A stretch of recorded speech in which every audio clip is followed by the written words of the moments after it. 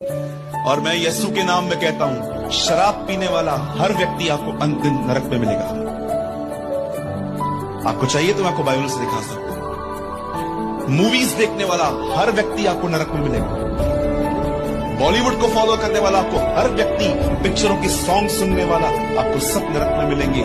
ये मैं नहीं, प्रकाशित वाक्य कहता है, झूठ के चाहने वाले नरक में पाए जाएंगे।